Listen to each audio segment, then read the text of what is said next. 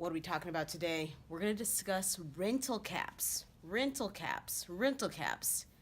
Stay tuned.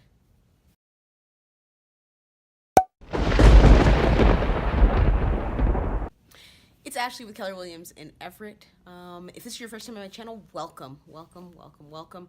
Please like the video, subscribe to my channel. I have a ton of real estate related material on here. Just looking to answer really all of your questions. So if you have any questions, please feel free to post below, okay? I am doing a series right now looking at condos. So basically, it's just condos 24/7 all day long. And today, we're gonna discuss rental caps. But before I get into the video, I wanted to say this. I am working with a buyer that is looking for a brick house. It's built sometime in the 1930s or 1940s in the Everett, Washington area. So if you own a house like that or know someone that does who's thinking about selling it, please get in touch with me and we'll see what we can work out. Okay, so on to the video. So I want to talk about rental caps. So rental caps are basically rules put in place by condo associations that limit the number of units that can be rented at a certain period of time.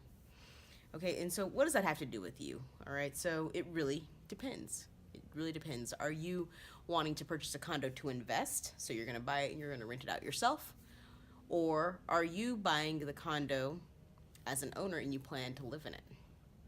I mean, there's kind of also like a little hybrid option also. Like maybe you're gonna own it for a while and then you wanna rent it in the future. So this is something that a lot of people wanna be aware of because people sort of, here's what happened. Basically back in like the 60s, condos were very, very popular because they were a really inexpensive way to get into home ownership. And, in some ways that kind of is similar to what's going on now where it's really easy or, at least more affordable to get into a condo in some areas to begin that home ownership journey, all right?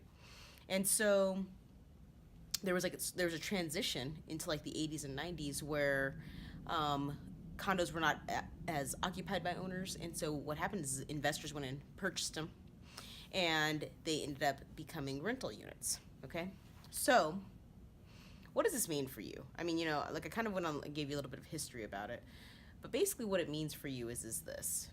If you are looking in a condo community where the majority of the units are rented out, you're just gonna have a different experience. So it has been in my experience that when I look at a condo community and it's mostly renters, it's just not as nice as when it is mostly owner occupied, okay? The other piece of this is that sometimes, almost all the time, if the condo community is mostly owned by investors, you can sometimes have difficulty getting financing for it. Okay, so it's really important for you for, I would say, at least 3 reasons. One, you want to be able to easily finance it yourself. And, if you're like, many people, many buyers and many homeowners, you're also thinking about resale. So you want to be able to easily sell it as well, right? So you want to have as many financing options as available to you when you sell. Okay, so you don't want to have to be like, oh, okay, well, I can only accept cash.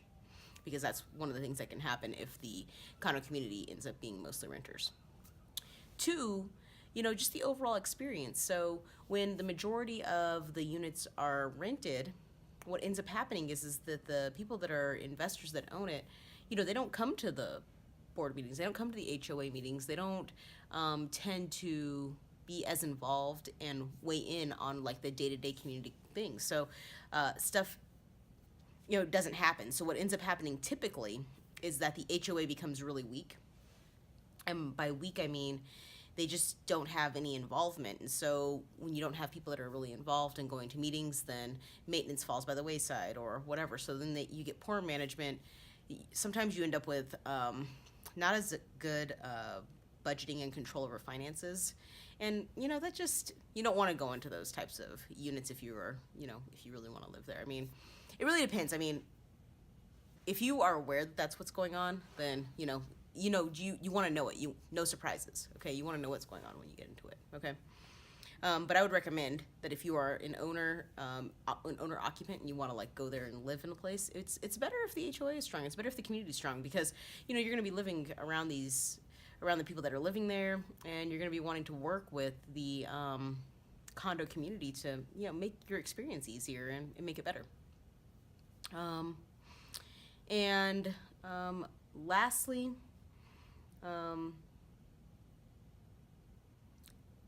you know, I think, yeah, you know, I just kind of go back to this thing about the experience, about what it's like to live in the community. Okay, so there's sort of like this resale issue, ease of finance. There's how well are the finances and the maintenance managed at the property, and 3, what is your experience there as a community member? What is your experience there as a community member? Like, are the people that you're living with great? You know, do you guys, you know, because here's the thing that's really awesome about condo communities. You know, sometimes they get together and they have picnics and all this stuff, and so there's like a real nice, you know, sense of like everybody's living there, and you know, you may not get that necessarily if it's mostly renters. Okay, so that is my video. Please like the video, subscribe to my channel, follow me on Facebook, and hit my website ashleybolden.com, and I will see you again soon, YouTube.